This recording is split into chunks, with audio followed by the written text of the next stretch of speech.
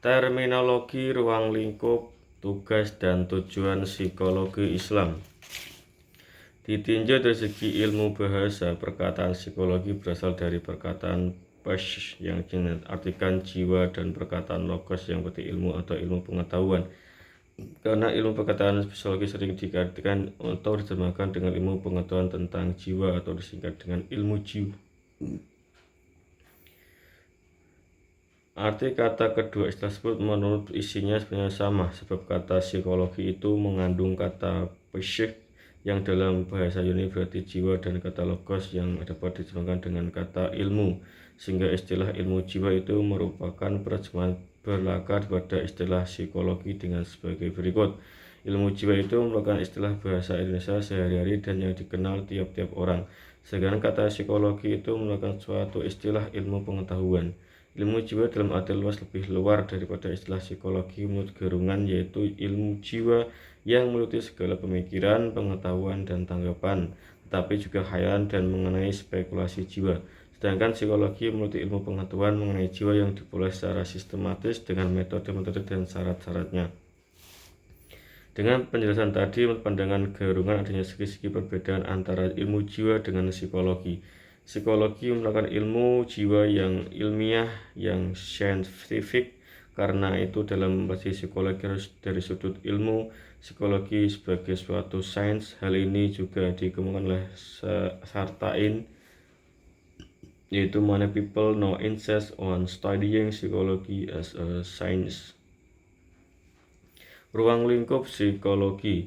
Objek psikologi adalah perilaku manusia dalam bentuk perbuatan dan ucapannya. Adapun subjek materi psikologi adalah perilaku manusia yang tampak, yang bersifat objektif dan dapat diamati, dan perilaku yang tidak tampak. Psikologi sebagai disiplin ilmu mengalami perkembangan yang sangat pesat.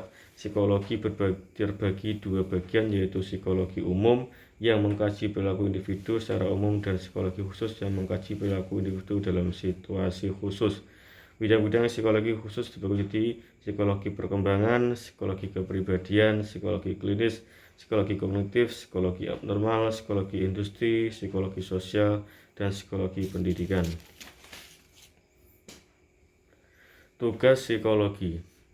Berdasarkan definisi dan pengertian psikologi di atas dapat kita ketahui bahwa tugas dari psikologi adalah mempelajari gejala-gejala kejiwaan atau perilaku sekelompok manusia secara umum yang dapat diamati dan ataupun yang tidak dapat diamati dan secara khusus sesuai bidang kajiannya. Psikologi mempunyai tugas-tugas atau fungsi-fungsi tertentu seperti ilmu pada umumnya.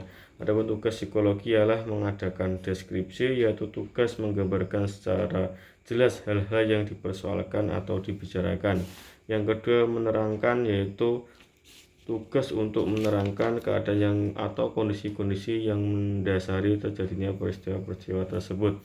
Yang ketiga, menyusun teori, mencari dan merumuskan hukum-hukum atau ketentuan-ketentuan mengenai hubungan antara peristiwa satu dengan peristiwa lainnya atau kondisi satu dengan kondisi lain.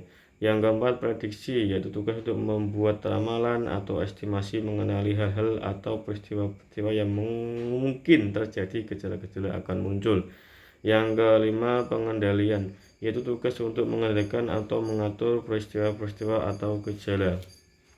Tujuan psikologi Islam. Satu agenda penting yang diperhatikan oleh Muslim yang mempelajari psikologi adalah mencoba meninjau konsep-konsep psikologi dengan visi Islam.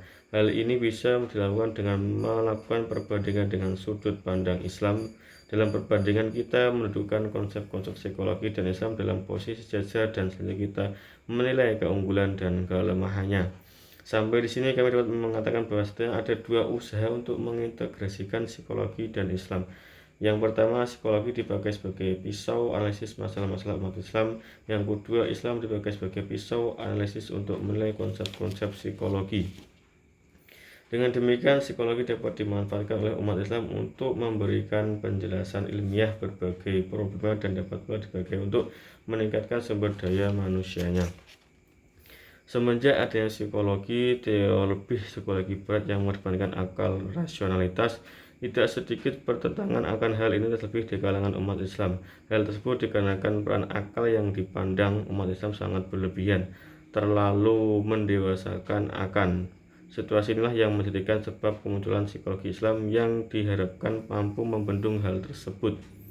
Dengan munculnya sekolah Islam yang tentunya berdasarkan Al-Quran dan As-Sunnah ini agar dijadikan objek kajian dan meluluskan tentang apa saja yang telah ada semenjak psikologi umum Barat yang dipandang melenceng dengan hakikat psikologi itu sendiri tentunya dari sudut pandang Islam.